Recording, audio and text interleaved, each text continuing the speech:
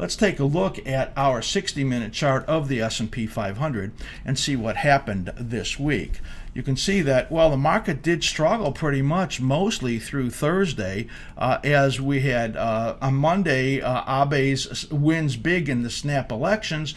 That, gave a little bit of lift to markets overnight, and then some news came out that POTUS was going to soon announce his new Fed selection. Notice the word new Fed. He used that. So pretty much giveaway that it's not likely to be Yellen, and with the potential that it's going to be Warsh, who would be much a hawk. I think the market suffered on that, and it was ready for some decline as it came down in here. Worldwide bonds got hit really hard on Tuesday, and the U.S. bond market followed to the downside.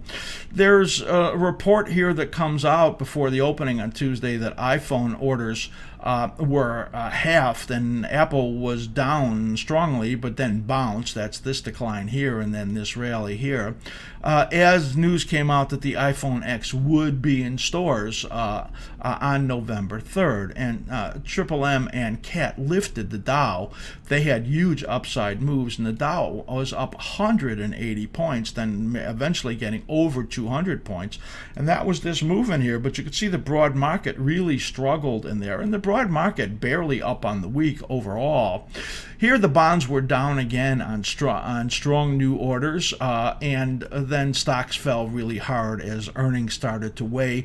The biotechs were weak all week long, and this really weighed on it. You could see a big decline that got hit in the market there, and that actually made the low of the week. Thursday continued to struggle, but the ECB news came out, and that lifted the dollar. They're cutting QE to 30 billion from 60. That's in half, but they're extending it to, well, so far QE forever, and the market considered that to be extraordinarily dovish because, well, they're going to stay where they are, and continuing to buy a lot of their bonds and who knows what else.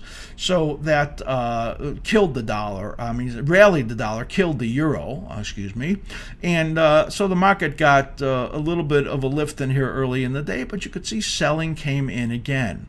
Well, then on Thursday after the close, Google, Microsoft, Amazon, Intel, they surge on earnings, and also news comes out that CVS has put in a $200 bid for Aetna. That's really an Amazon story, as Amazon is moving into the drug market, and CVS feels very threatened by that as Amazon gets a wholesale license for the drug business. That started off the market overnight moving to the upside, and you could see that it has really continued in here.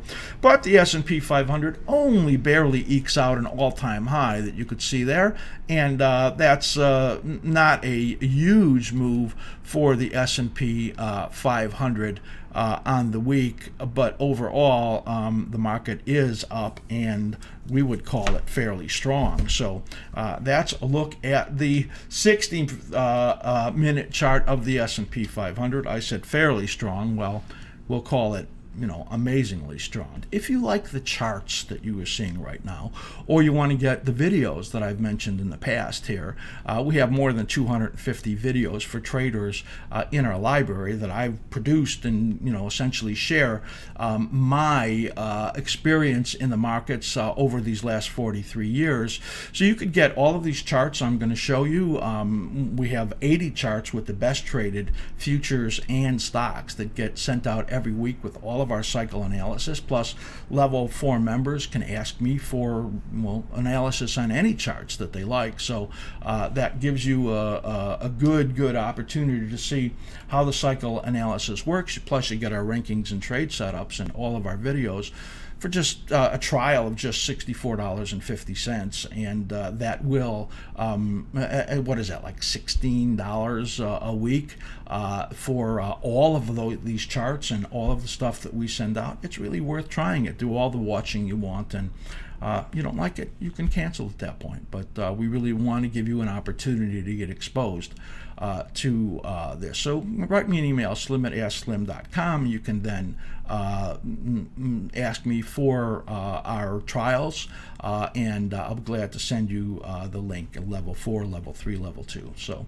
that's, I think, a great opportunity for you to do some fantastic learning. So let's take a look at the NASDAQ first, which has had this giant day and is affecting the other cyclical patterns that we look at. Here is the NASDAQ on the daily chart, and what we're looking at is unusual is that you can see this 22 number there on the low. Most of these have been 17 to 20 day patterns in here, and that really extends it out. And then when you get to a new high, then it just flags that we're in a new rising period in here. So we think that this area right there around 62.52 on the NASDAQ is an important resistance level. So you can see the way we have this drawn is that we're going to expect some choppiness. We think only modest little upside in here potential again, and then we think it's going to be a small down week based on what we see in there. Note that the momentum just explodes on the upside in here, and it's a bit overbought. So it's, you know, with the stocks like Amazon and Google and Intel and Microsoft moving up the amounts that they have, it makes sense that they're going to have some at least modest pullbacks in there. We think that this is, you know, a very extended move in here, and likely to bring something in a pullback in the coming week in there. Now that affects the S&P 500 also. Now note that these shifted patterns in here for our chart subscribers are not, they don't look like this.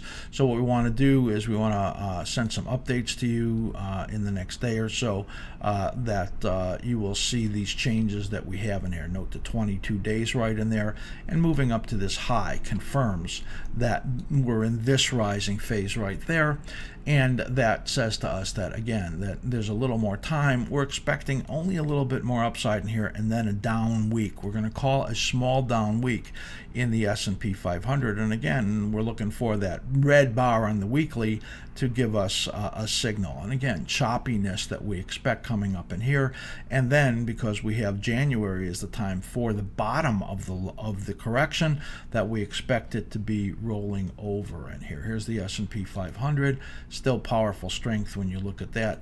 In the momentum, the Russell also giving you an overbought condition now, as they all are, but the Russell's been really struggling, as you can see in there, and we think that, you know, we're getting a little bit of a pop in here, and the patterns in here are suggestive that it's really struggling.